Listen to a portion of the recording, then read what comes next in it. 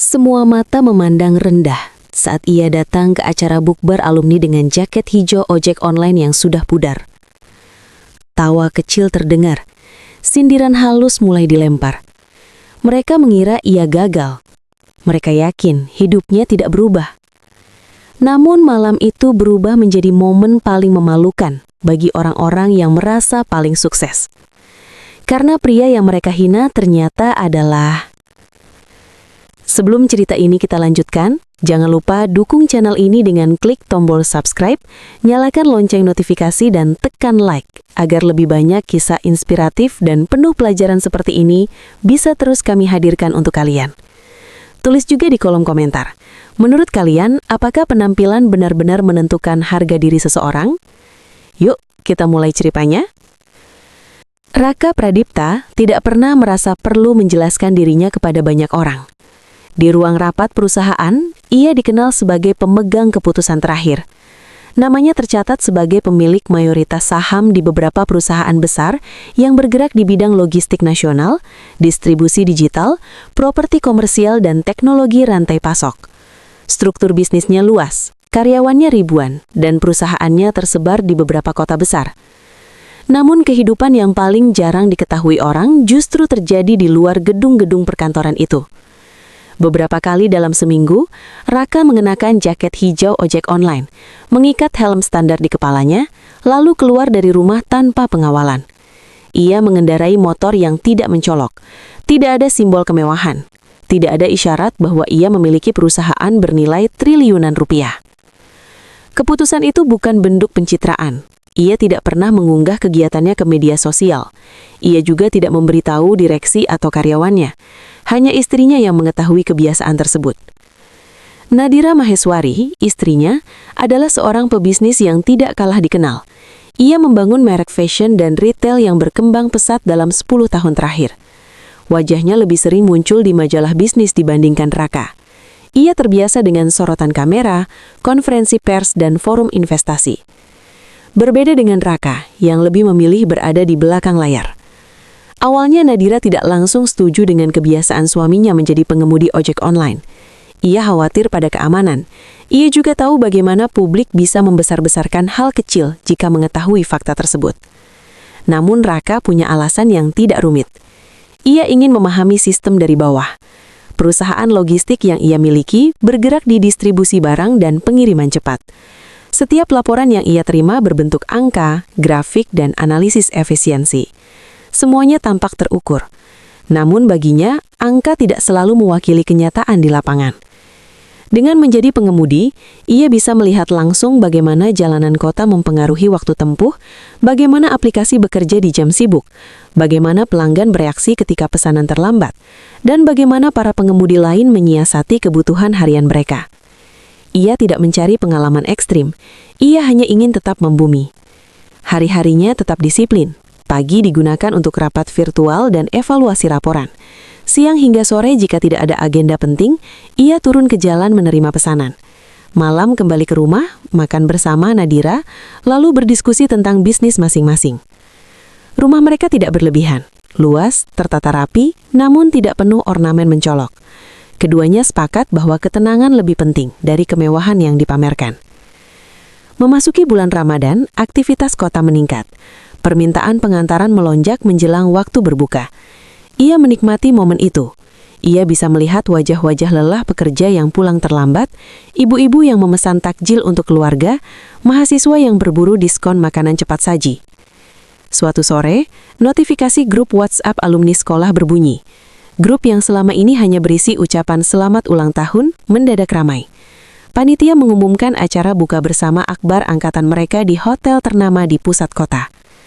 Beberapa nama langsung merespon dengan antusias.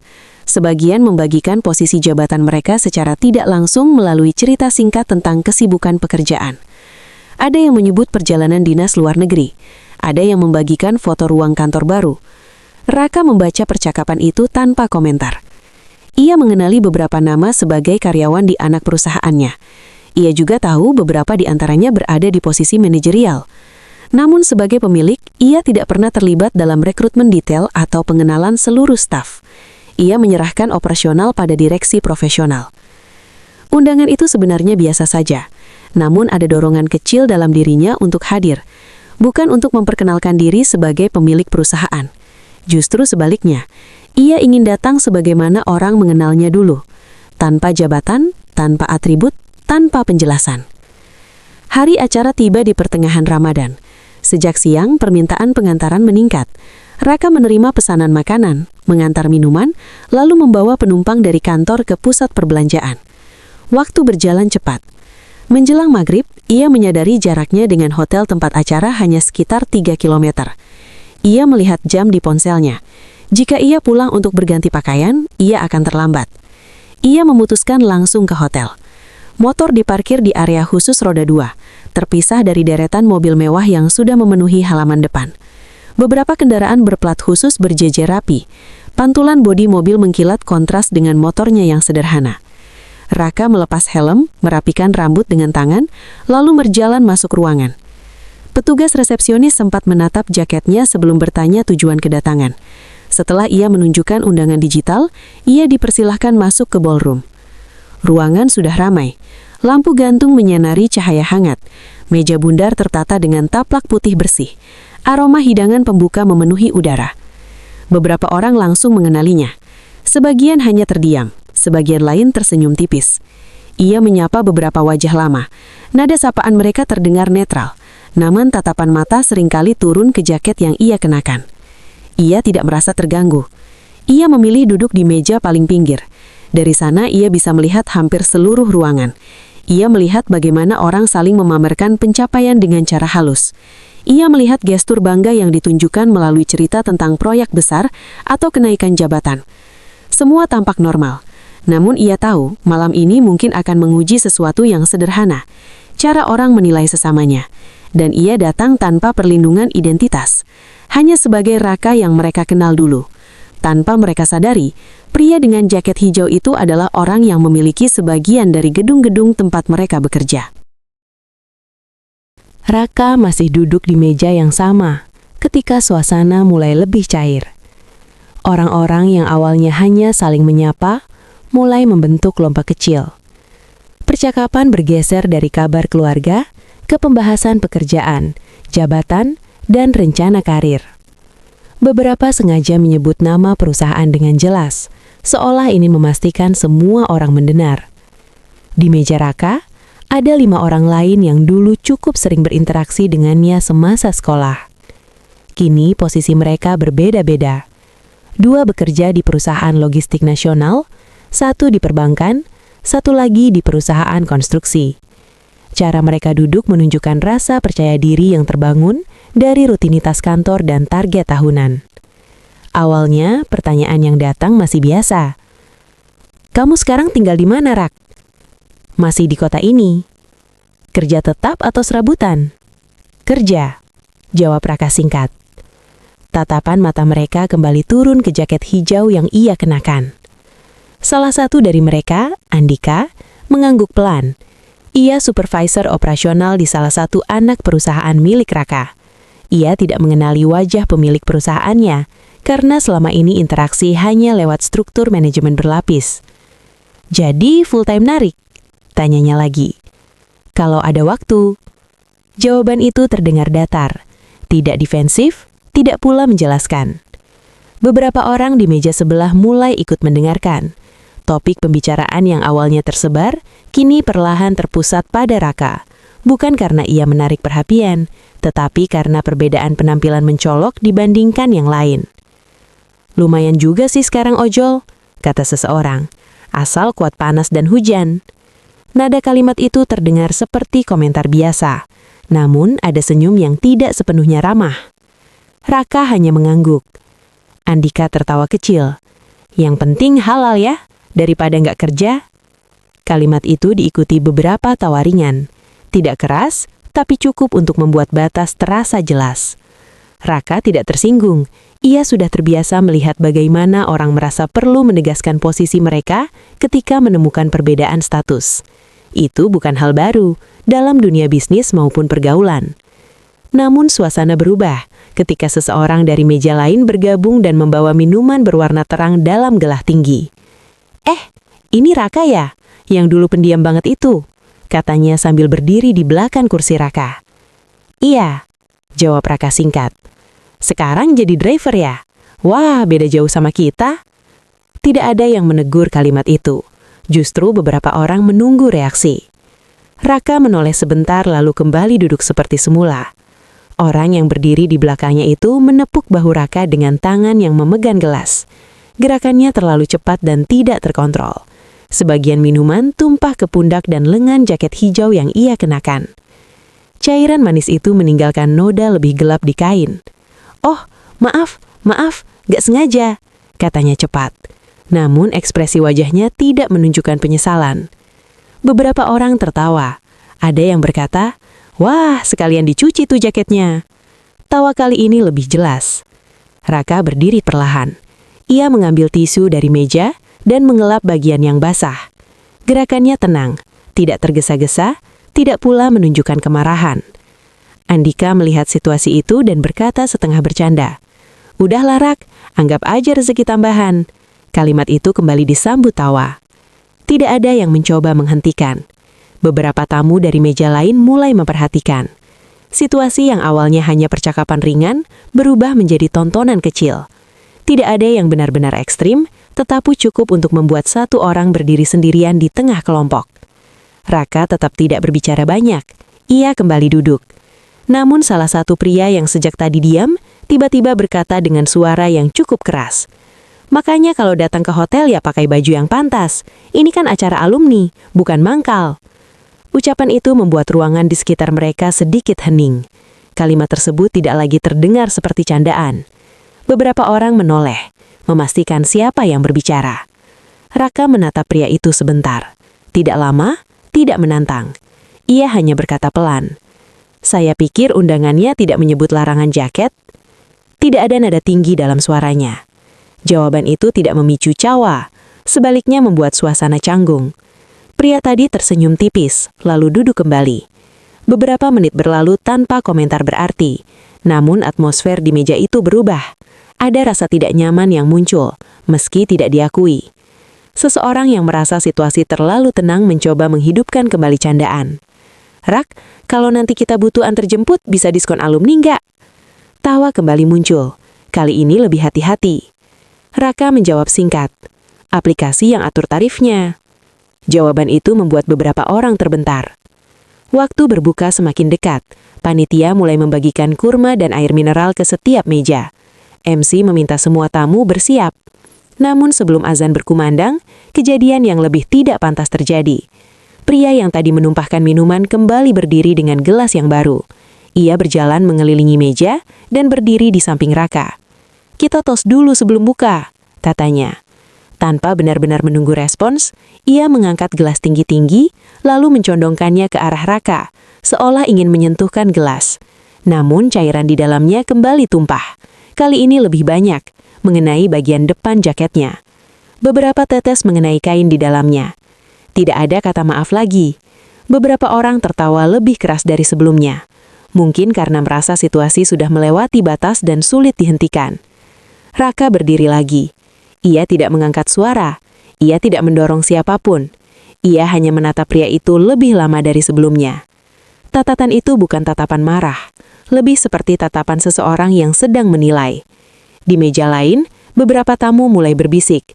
Tidak semua nyaman dengan apa yang terjadi, namun tidak ada yang benar-benar campur tangan. Raka mengambil napas pelan. Ia melepas jaketnya dan melipatnya di atas meja. Bagian dalam kemejanya basah di beberapa titik, tetapi tidak terlalu mencolok. Ia tetap berdiri. Ruangan terasa lebih senyap meski belum sepenuhnya senyap. Tidak ada yang tahu bahwa di luar ballroom, seorang perempuan dengan gaun elegan baru saja menyerahkan kartu undangannya kepada petugas dan melangkah dengan langkah tenang masuk. Dan tidak ada yang menyadari bahwa situasi yang mereka anggap sebagai candaan biasa akan segera berubah arah. Azan maghrib hampir berkumandang ketika pintu ballroom terbuka perlahan. Beberapa kepala menoleh. Raka masih berdiri di samping kursinya, dengan jaket terlipat di meja dan noda minuman yang belum sepenuhnya kering. Pintu ballroom terbuka tanpa suara keras. Beberapa orang hanya menoleh sekilas, mengira tamu lain baru datang. Namun dalam beberapa detik, perhatian mulai terkumpul di satu titik. Seorang perempuan melangkah masuk dengan tenang. Gaun yang dikenakannya sederhana namun berkelas. Potongannya tegas tanpa detail berlebihan. Rambutnya tersisir rapi. Wajahnya tidak menunjukkan ekspresi tergesa. Beberapa tamu yang berdiri lebih dekat ke pintu langsung mengenalinya. Nadira Maheswari. Namanya cukup sering muncul dalam berita bisnis. Ia dikenal sebagai pendiri dan pemilik jaringan retail nasional yang berkembang cepat dalam beberapa tahun terakhir. Wajahnya tidak asing bagi orang-orang yang mengikuti perkembangan ekonomi. Bisik-bisik kecil terdengar. Apa benar itu Nadira? Iya, pengusaha itu kan? Ngapain dia ke sini? Panitia yang berdiri di dekat panggung segera bergerak menyambut. Salah satu dari mereka memang sempat mengirim undangan khusus beberapa hari lalu setelah mengetahui bahwa Nadira adalah istri salah satu alumni. Awalnya mereka tidak yakin ia akan hadir. Nadira tersenyum tipis kepada panitia, menerima sambutan singkat tanpa banyak formalitas. Matanya menyapu ruangan, tidak mencari sorotan, tetapi mencari satu orang. Ia melihat Raka berdiri di meja pinggir. Kemejanya sedikit basah, jaketnya terlipat di atas meja. Beberapa orang masih berdiri mengelilinginya dengan ekspresi yang belum sepenuhnya netral. Nadira berjalan mendekat. Langkahnya tidak tergesa, namun arah tujuannya jelas. Orang-orang yang berdiri di sekitar meja perlahan membeli ruang. Suasana yang tadi diisi tawa kini berubah menjadi canggung. Tidak ada yang berbicara ketika Nadira berdiri di samping Raka. Ia tidak langsung menegur siapapun. Ia hanya melihat jaket yang terlipat dengan noda minuman yang masih terlihat. Lalu, ia memandang suaminya. Raka membalas tatapan itu dengan ekspresi tenang. Tidak ada sinyal meminta dibela. Tidak pula isyarat bahwa ia ingin situasi dibesar-besarkan. Namun, Nadira cukup memahami keadaan tanpa perlu penjelasan. Azan maghrib berkumandang dari pengeras suara hotel. Semua orang secara refleks mengambil kurma dan air mineral. Namun, suasana di meja itu berbeda. Gerakan tangan terasa lebih lambat. Tidak ada lagi candaan. Setelah membatalkan puasa, beberapa orang mencoba kembali duduk. Nadira tetap berdiri sebentar, sebelum akhirnya menarik kursi di samping Raka dan duduk dengan tenang. Acara sudah mulai lama? Tanyanya pelan. Belum terlalu, jawab Raka singkat. Tidak ada dialog panjang. Tidak ada penjelasan tentang apa yang baru saja terjadi. Namun bagi orang-orang di sekitar meja, kehadiran Nadira sudah cukup mengubah keseimbangan.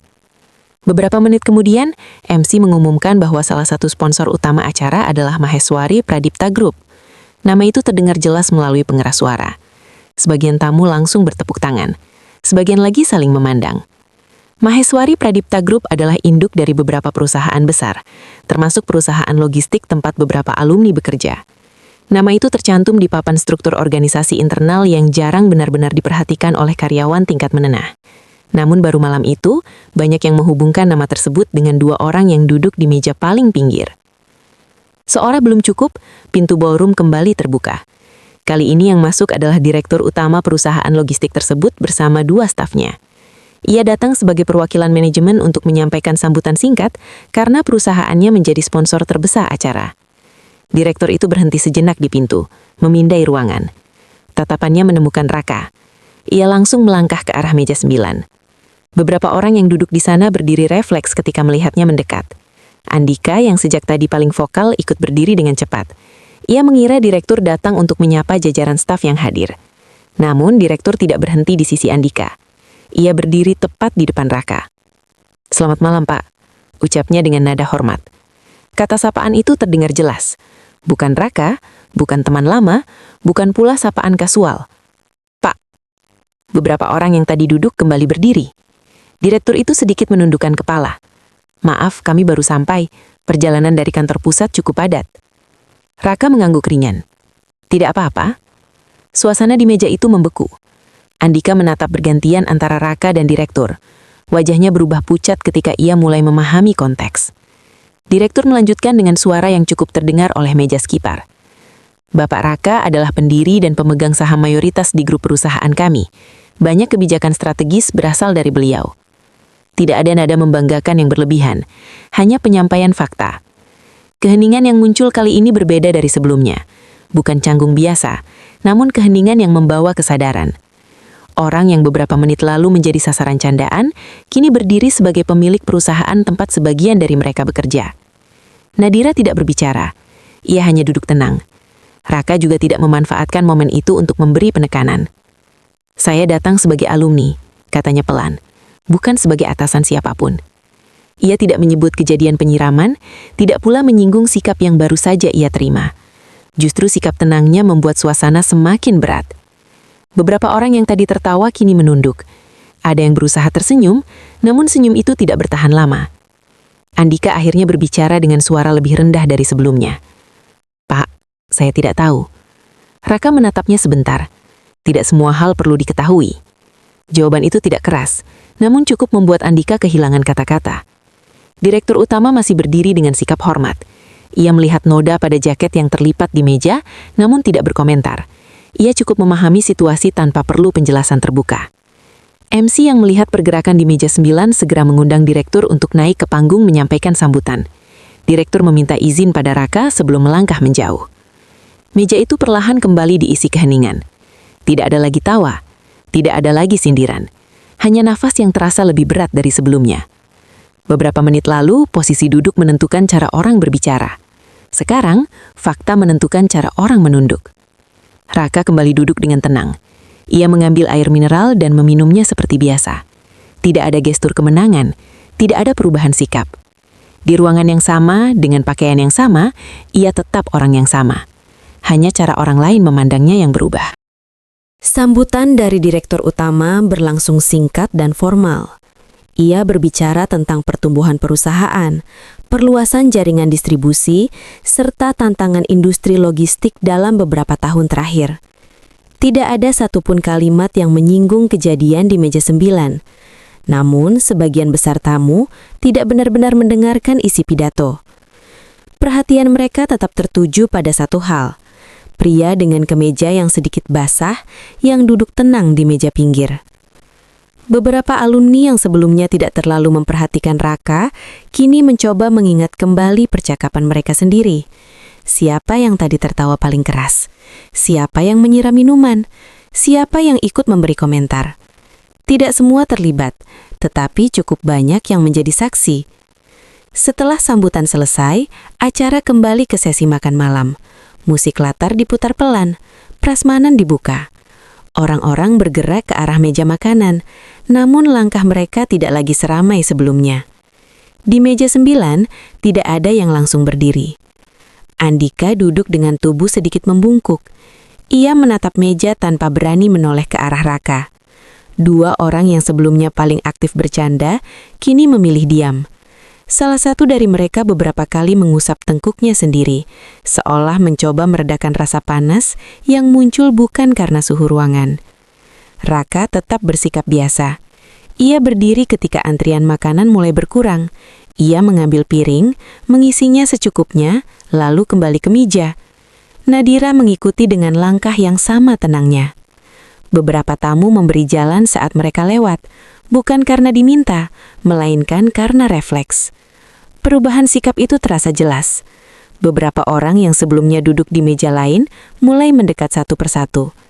Ada yang sekedar menyapa, ada yang memperkenalkan diri ulang, seolah ingin memastikan kesan pertama mereka tidak tercatat buruk.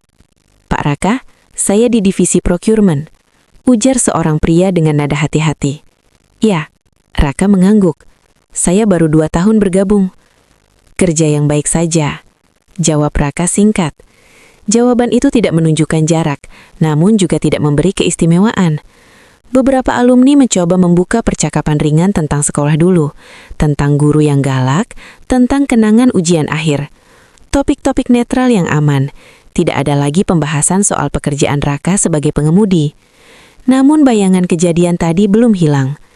Pria yang 2 kali menumpahkan minuman, kini duduk lebih jauh dari Raka. Ia tidak berani mendekat, wajahnya kaku. Beberapa kali ia menatap pintu keluar, seolah mempertimbangkan untuk pulang lebih cepat. Andika akhirnya mengumpulkan keberanian. Ia berdiri dan mendekat ke sisi Raka ketika suasana meja sedikit lebih longgar. "Pak, soal tadi," ucapnya pelan. Raka menghentikan makannya dan menatapnya tanpa ekspresi keras. "Yang penting bukan tahu atau tidak tahu," Raka memotong dengan suara tenang. "Cara kita memperlakukan orang tidak seharusnya bergantung pada jabatan. Kalimat itu tidak diucapkan dengan nada menggurui, hanya pernyataan sederhana. Andika menunduk. Ia memahami maksudnya. Tidak ada ancaman soal posisi pekerjaan, tidak ada sindiran tentang evaluasi kinerja. Justru itu yang membuat rasa bersalah terasa lebih berat. Di sisi lain ruangan, beberapa alumni mulai menyadari bahwa malam itu bukan lagi sekedar acara reuni. Ia berubah menjadi cermin yang tidak direncanakan. Nadira sejak tadi lebih banyak mengamati. Ia tidak ikut menegur siapapun secara langsung, namun kehadirannya cukup untuk membuat jarak yang sebelumnya terasa lebar menjadi menyempit. Beberapa perempuan alumni mendekatinya dengan senyum formal. Mereka memuji bisnisnya, menanyakan ekspansi terbaru, dan berbicara tentang peluang kerjasama. Nada bicara mereka berbeda dibandingkan ketika pertama kali melihat Raka masuk sendirian. Nadira menjawab seperlunya, tidak dingin tetapi juga tidak berlebihan. Ia tahu apa yang terjadi sebelum ia masuk ruangan. Ia melihatnya dengan jelas, namun ia juga memahami bahwa Raka tidak ingin menjadikan malam itu sebagai ajang pembalasan. Acara berlanjut ke sesi foto bersama perangkatan. Panitia memanggil nama-nama untuk naik ke panggung kecil, di depan backdrop bertuliskan Bukber Alumni 2012. Ketika nama Raka disebut, beberapa orang langsung menoleh. Tidak ada lagi keraguan dalam nada MC ketika menyebutnya. Bahkan ada tambahan kecil, pendiri Maheswari Pradipta Group. Beberapa tepuk tangan terdengar, meski tidak semua berasal dari rasa kagum. Ada yang sekedar mengikuti arus. Raka berjalan ke depan tanpa mengubah langkahnya. Ia tetap mengenakan kemeja yang sedikit basah di bagian dada, sementara jaketnya ia lipat dan bawa di tangan. Salah satu panitia berbisik, "Pak, mungkin jaketnya bisa dilepas saja." Raka menjawab pelan, "Tidak apa-apa." Ia berdiri di tengah barisan. Beberapa orang yang tadi menertawakan, kini berdiri di sisi yang sama, menjaga jarak seperlunya. Kamera mengambil beberapa gambar, lampu kilat menyala. Dalam foto itu, tidak ada yang bisa membaca kejadian 1 jam sebelumnya. Semua tampak tersenyum. Namun mereka yang hadir tahu perbedaan suasana sebelum dan sesudah nama Raka disebut dengan cara berbeda. Setelah sesi foto selesai, suasana mulai longgar. Beberapa tamu berpamitan lebih awal. Pria yang menumpahkan minuman akhirnya mendekat dengan langkah ragu. "Pak, saya minta maaf," ucapnya pelan. Raka menatapnya beberapa detik. "Saya tidak marah," jawabnya. Jawaban itu tidak berarti kejadian itu hilang, namun cukup untuk menutup percakapan. Pria itu mengangguk dan mundur. Tidak ada teguran terbuka, tidak ada hukuman di tempat. Namun setiap orang di meja 9 memahami bahwa mereka baru saja belajar sesuatu yang tidak tertulis di undangan acara. Ketika jam menunjukkan hampir pukul 9 malam, ruangan mulai kosong. Panitia membereskan beberapa properti. Musik dimatikan. Raka berdiri dan mengenakan kembali jaketnya yang masih menyisakan noda samar. Nadira berdiri di sampingnya. Beberapa alumni mengantar mereka sampai ke pintu ballroom. Sikap mereka sopan, bahkan terlalu sopan dibandingkan sebelumnya. Di luar hotel, udara malam terasa lebih sejuk. Raka berjalan menuju parkiran motor. Nadira mengikutinya tanpa komentar. Beberapa orang yang melihat dari dekatan masih mencoba mencerna kenyataan bahwa pria yang datang dengan motor sederhana itu adalah pemilik sebagian dari perusahaan tempat mereka bekerja setiap hari. Senin pagi setelah acara buka bersama, suasana di kantor pusat perusahaan logistik Maheswari Pradipta Group berjalan seperti biasa di permukaan. Sistem absensi tetap berbunyi setiap karyawan menempelkan kartu. Rapat mingguan tetap terjadwal. Laporan pengiriman tetap masuk ke dashboard digital. Namun bagi sebagian orang yang hadir di acara alumni, ritme hari itu terasa berbeda. Andika datang lebih awal dari biasanya. Ia duduk di ruangannya sambil membuka laptop, tetapi konsentrasinya tidak langsung terbentuk. Setiap kali melihat logo perusahaan di layar, pikirannya kembali ke meja 9 di ballroom hotel. Ia mengingat kembali tawa yang terlalu keras, ucapan yang seharusnya tidak perlu. Sikap yang terasa aman karena mengira sedang berbicara dengan orang yang tidak punya pengaruh. Ia belum pernah bertemu langsung dengan pemilik perusahaan sebelumnya. Struktur manajemen di perusahaan itu memang berlapis. Para manajer dan supervisor jarang sekali berinteraksi langsung dengan pemegang saham utama. keputusan strategis turun melalui direksi, lalu ke kepala divisi, baru kemudian ke tingkat operasional. Karena jarak itulah banyak yang merasa aman. Pukul 9 tepat, undangan rapat mendadak masuk ke email beberapa manajer dan supervisor. Subjeknya singkat, evaluasi sistem distribusi, observasi lapangan. Nama yang tertera sebagai pemimpin rapat membuat beberapa orang menelan ludah. Raka Pradipta. Tidak ada embel-embel panjang, tidak ada gelar, hanya nama. Andika membaca ulang email itu 2 kali untuk memastikan ia tidak salah lihat. Jadwalnya pukul 10 pagi di ruang rapat utama. Ia mencoba menenangkan diri dengan meyakinkan bahwa rapat tersebut mungkin memang sudah direncanakan sebelum acara alumni. Namun perasaan tidak nyaman tetap muncul. Di sisi lain kota, Raka menjalani pagi seperti biasa. Ia menyelesaikan 2 panggilan video dengan investor regional, menandatangani beberapa dokumen digital, lalu berangkat ke kantor pusat tanpa pengawalan berlebihan. Kali ini ia tidak mengenakan jaket ojek online. Ia berpakaian formal seperti biasanya ketika menghadiri rapat internal. Baginya, malam reuni dan pagi kerja adalah 2 ruang berbeda yang tidak perlu dicampur. Ia memasuki gedung kantor dengan langkah yang sama seperti hari-hari lain. Beberapa karyawan di lobi menyapanya dengan hormat. Tidak semua mengenal wajahnya secara detail, namun sebagian besar sudah pernah melihatnya di presentasi tahunan. Rapat dimulai tepat waktu. Di dalam ruangan, duduk 8 orang manajer dan supervisor dari berbagai divisi, termasuk Andika. Layar besar di depan menampilkan data performa distribusi 3 bulan terakhir. Raka masuk tanpa ekspresi keras. Ia duduk di kursi utama, membuka laptop, dan langsung masuk ke pembahasan. Angka keterlambatan pengiriman di wilayah barat naik 2%. Saya ingin tahu penyebab pastinya, bukan hanya ringkasan laporan. Nada suaranya profesional, tidak ada sisa suasana emosional dari acara alumni. Satu persatu manajer menjelaskan faktor cuaca, kecematan, dan kendala armada. Raka mendengarkan tanpa memotong. Sesekali ia mencatat sesuatu. Ketika giliran Andika mempresentasikan bagian operasional wilayahnya, suaranya sedikit lebih pelan dari biasanya. Ia menjelaskan tentang rotasi kurir dan peningkatan beban kerja menjelang Ramadan. Raka menatap grafik di layar. "Apakah ada observasi langsung dari lapangan?" tanyanya. "Belum secara detail, Pak. Kami biasanya mengandalkan laporan harian tim," jawab Andika. Raka mengangguk pelan. "Mulai minggu ini saya ingin ada evaluasi langsung. Turun ke titik distribusi, bicara dengan kurir, lihat jalur yang mereka ambil." Beberapa orang di ruangan saling pandang. Mereka tidak menyangka pemilik perusahaan masih menekankan observasi lapangan secara detail. Rapat berlangsung hampir 2 jam. Tidak ada satupun kalimat yang menyinggung acara alumni. Tidak ada sindiran pribadi. Semua pembahasan murni soal pekerjaan. Itu justru yang membuat beberapa orang merasa lebih tidak nyaman. Karena Raka menunjukkan bahwa ia memisahkan sikap profesional dari pengalaman pribadi. Setelah rapat selesai, sebagian peserta masih duduk beberapa detik sebelum benar-benar berdiri. Andika memberanikan diri mendekat ketika yang lain mulai keluar. "Pak," ucapnya pelan. Raka menoleh. "Saya ingin memastikan kejadian kemarin tidak mempengaruhi penilaian kerja saya." Pertanyaan itu keluar lebih cepat dari yang ia rencanakan. Raka menatapnya beberapa detik sebelum menjawab. "Penilaian kerja berdasarkan kinerja." Andika mengangguk tetapi belum sepenuhnya lega. Namun, lanjut Raka, sikap di luar pekerjaan juga mencerminkan kedewasaan seseorang.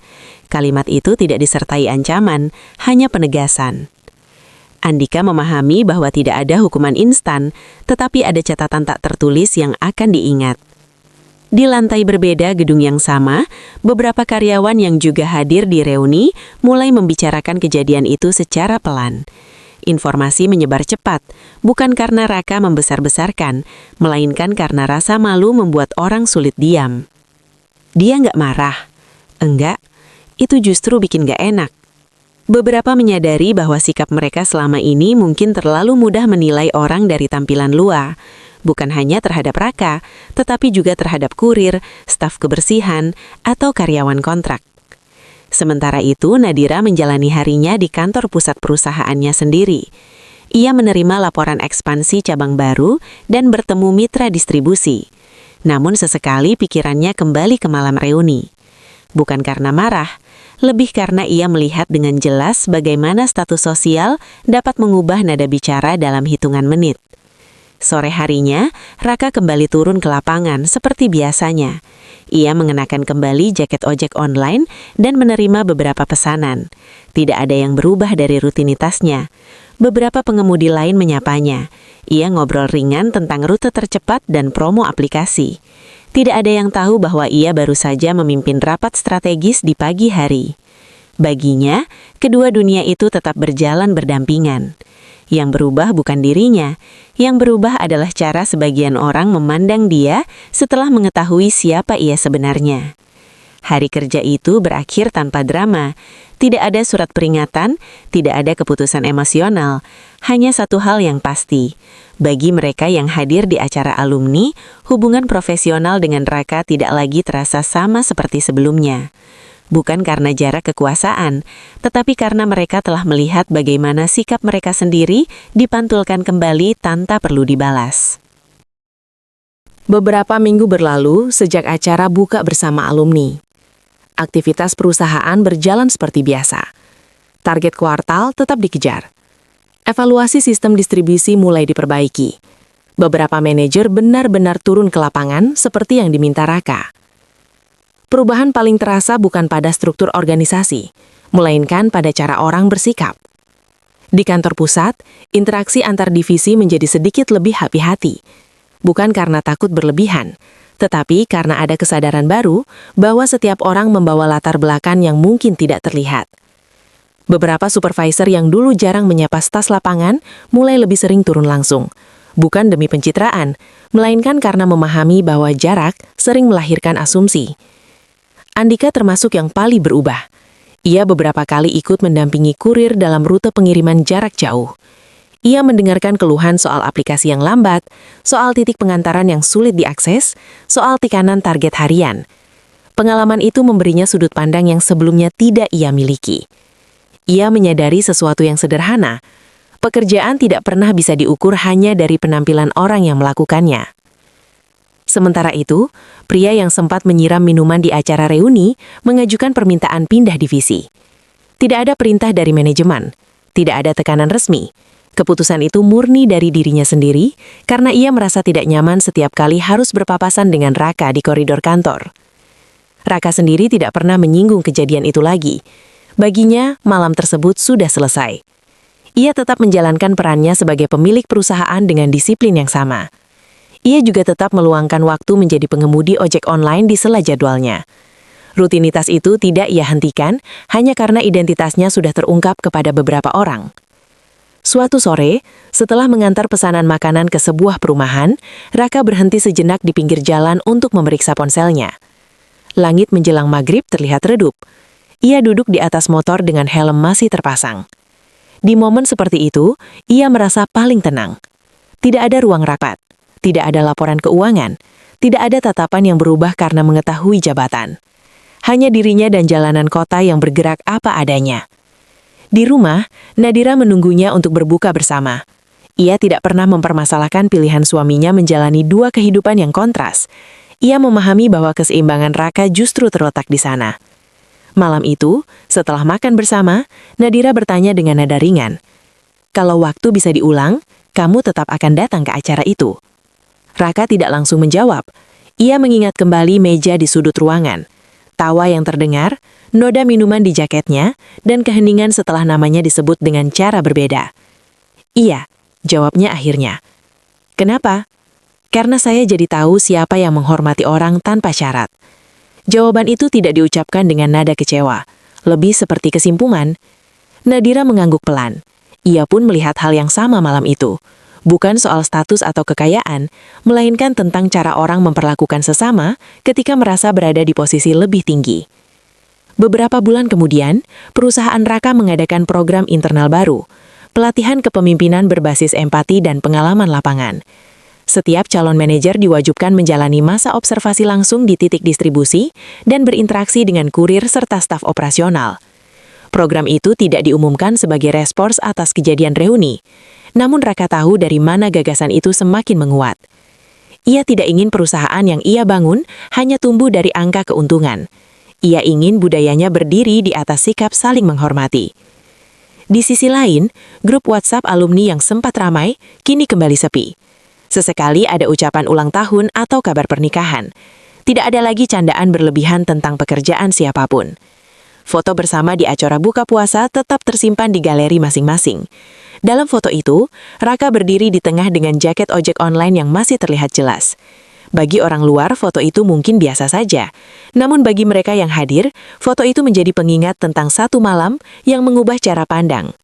Raka tidak pernah menghapusnya, bukan untuk mengingat rasa malu orang lain, melainkan untuk mengingat dirinya sendiri, bahwa jabatan tidak membuatnya lebih tinggi, dan penghinaan tidak membuatnya lebih rendah. Yang menentukan nilai seseorang bukan pakaian yang dikenakan, bukan kendaraan yang dipakai, dan bukan pula ruangan tempat ia duduk, melainkan sikap yang ia pertahankan ketika diperlakukan tidak adil. Pada akhirnya, tidak ada pembalasan dramatis, tidak ada pengumuman besar, tidak ada penyesalan yang dipertontonkan. Yang ada hanya perubahan kecil dalam cara beberapa orang melihat dunia. Dan seorang pria yang tetap memilih mengenakan jaket hijau itu, bukan karena ia harus, tetapi karena ia ingin selalu ingat bahwa rasa hormat seharusnya hadir sebelum kita tahu siapa orang di hadapan kita. Kisah ini mengingatkan bahwa nilai seseorang tidak pernah ditentukan oleh pakaian yang ia kenakan atau kendaraan yang ia kendarai. Sikap hormat seharusnya tidak berubah hanya karena tampilan luar.